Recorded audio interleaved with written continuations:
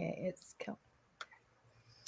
she's a digital native who started her first social media account at When I 12 was years 11. old. Oh, 12 years Oh, old. 11, sorry. 11.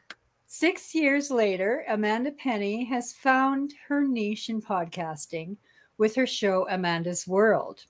Let's just say she's killing it. Thank She you. has essentially begun her journalism career by creating her own media. Even BuzzFeed, MTV, Barstool Sports, and Young Hollywood have taken notice. Penny started her show while in high school in January 2021, and she shows no signs of slowing down. Welcome, Amanda Penny. Thank you for having me. I listened to your show with Marlene, and I loved it. So thank you for having me on. Oh, thank you. You're So, welcome. your first podcast, how nervous were you? Well, it's funny. So prior to doing my first podcast, I recorded fake interviews with any type of social media personnel I could find for like 3 months.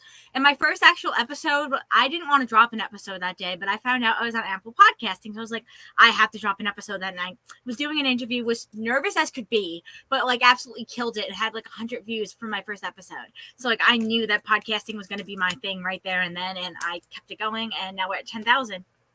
Cool. Yeah. So, was it always going to be podcasting? Did you not think about doing print or say even moving pictures? Well, I used to vlog my daily life, and that's how I started, was vlogging with this boy. I called him the Libra, and then I have the girl from my homeroom, that's phone I borrow. But the Libra and the girl from my homeroom helped me start my social media career, and if it wasn't for those two, I probably wouldn't be on social media right now.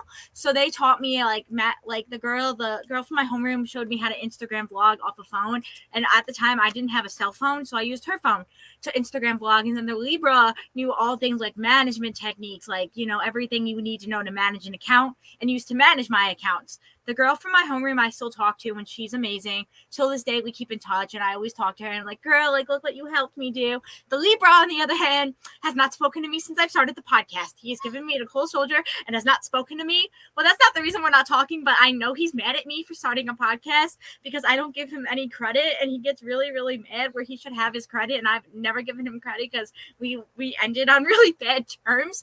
But those two like helped me do it, and the Libra's still on social media. He vlogs on YouTube, and that's why I don't do YouTube and I do podcasting. But if I wasn't doing podcasting, I'd be doing vlogging probably. Okay.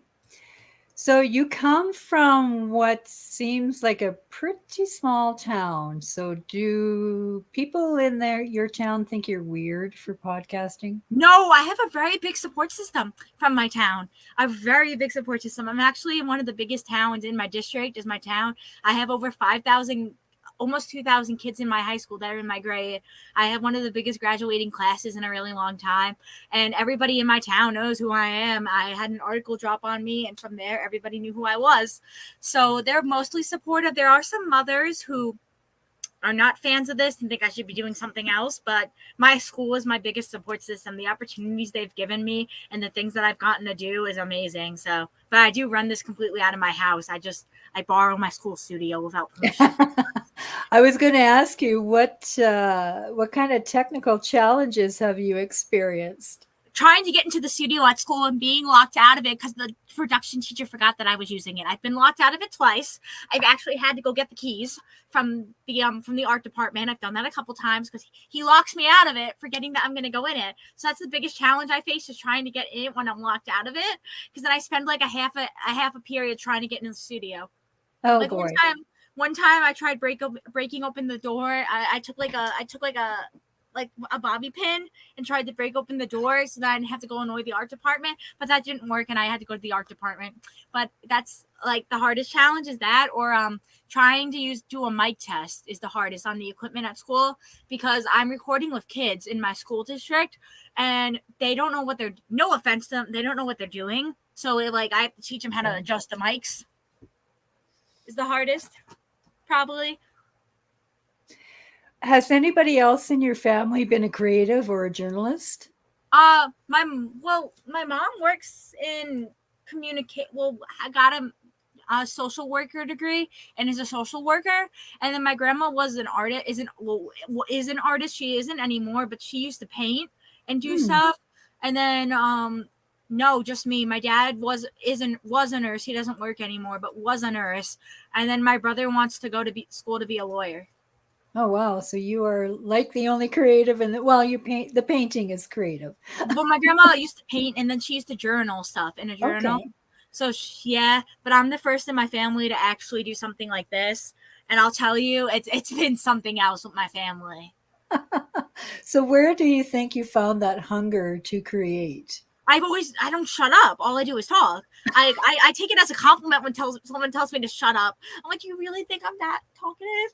But I've always been that type of kid just to talk, and not stop talking. So like, when I found out you could get paid to talk, you had me hooked. Someone at school told me that you could make money by talking, and I was like, get me on that train. So who is your favorite media personality? Okay, so my two favorite has to be Brianna Chicken Fry from Barstool Sports and Alex Cooper from Call Her Daddy. I love those two. They have been like two really big role models on me. And then I met another one of my favorites was Cooper Noriega. He passed away, but I got to meet him 2 days before he passed. He came on my podcast literally 2 days before he passed away, and I moderate for his Discord server, and we were friendly before he passed. And that was probably the hardest one, but he was very sweet. He was such a genuine, kind soul. From what I've heard, a lot of salespeople and marketers can learn a lot from you in the way that you seek guests out for your show. Because, where does that courage come from? Okay, so be real with you. I was so to start, I was like, if I DM people, do they think that I'm going to be creepy, or do they think are they going to answer me? Because it was funny. So shout out to my friend Shannon. We were sitting in so I'm going to tell the story because it's hysterical. So I was sitting with my friend Shannon in study hall one day, and I was like, I really, really, really want to have somebody from the Hype House on my podcast. I was like, I'm going to DM all the lower creators and see who messages me. She's like, you're going to get blocked. You're going to get blocked. You're going to get blocked. You're going to get blocked. So I sent a message to Emily Van Lee. She was a part of the Hype House. She used to live there with her boyfriend before they broke up. So I shot her a message, and she answered me and came on, and I got to meet one of my favorite media personnel, Alex Warren, and stuff like that, because I've shot in Instagram DMs and I faced that fear of like, am I going to get blocked or are they going to answer me? So I just shoot Instagram DMs, emails, and just see who's going to answer. That's cool. Mm-hmm. So how different is your show today than it was from that, compared to that first episode? It's longer. It used to be really short because I just don't like to sit there, but I've gotten used to it now, and now I could go for hours, but I keep it kind of short. And I've shot like a half an hour episode and an hour episode, what I have never done until now. So that's probably how it's changed. And what's your favorite part about podcasting? What's your favorite part about the process? The people I've gotten to meet is insane. I've met so many people that I inspire or look up to. So that's been absolutely incredible. And I actually, off camera, I got to have a conversation with one of my most favorite singers, Chantel. I really got to have a full 30-minute conversation off camera with no recording with her, and that was amazing. So it's like the people I've gotten to meet throughout this, like when I met Cooper, I got to have a conversation with him off camera. So it's like the stuff like that I've gotten to do, and it sticks with me forever. And it's just something like people will be like, I've met this one, I've met that one. And I'm like, well, like I've gotten the opportunity to actually talk to this one and still talk to this one till this day. So it's like stuff like the connections I've gotten to meet and the people truly would not have been able to do it without all the amazing people I've gotten to meet. Well, and just having this digital platform too, it's opened that playing field, right? Well, like what's insane to me is all the follow backs I've gotten on Instagram. Like I just got followed back by one of the voice actors from Monster High, so that was like really, really cool. Or I've been followed back by like some celebrities that I like, so that's really cool. So who would be your dream guest? Oh, and Marlene. I'm sure Marlene probably told you this. Ian Summerholder, 100%. I actually had a full 30-minute conversation with Marlene about this and how if she could book me anybody, it'd have to be Ian. I'm a big Vampire Diaries fan, so Ian. Or another one that I really, really want to interview is Yeet. He's this rapper that I like a lot. I want to interview Yeet.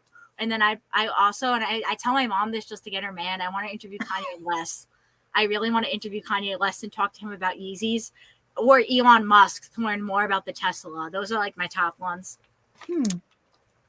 And where do you hope to steer your journalism career from here? Oswego. I want to go to Oswego and get my full career in communications, media communications. I'm actually, and this is something I never thought I'd be doing. I'm going to see Syracuse in a month. I'm gonna fly out there when I have off from school for a couple days. Me and my mom are gonna go out there and see Syracuse, and I'm very, very, very excited to go see Syracuse. Cool. And so, what advice do you have for the next Amanda Penny out there who's thinking about it, Always say yes. hasn't started yet, or just hasn't come around to it? Always say yes to the opportunity you get. You won't regret it. I completely am very grateful for that. I've said yes to so many amazing people and gotten to do so many amazing things because of it. So always say yes is my way to go. And what have you learned about yourself in all of this? I've learned. Sorry, my mom was texting me too. I've learned to just keep on being me, and I've gained a very big perspective on my mental health career because of it. My mental health is the best it's been in ages. I've struggled with my mental health and have been very open about it, but I'm the best I've been in years. So that's like one thing I'm very grateful for. Amanda, it was so lovely to have you Thank on. you. Such an honor. I'm going to watch your career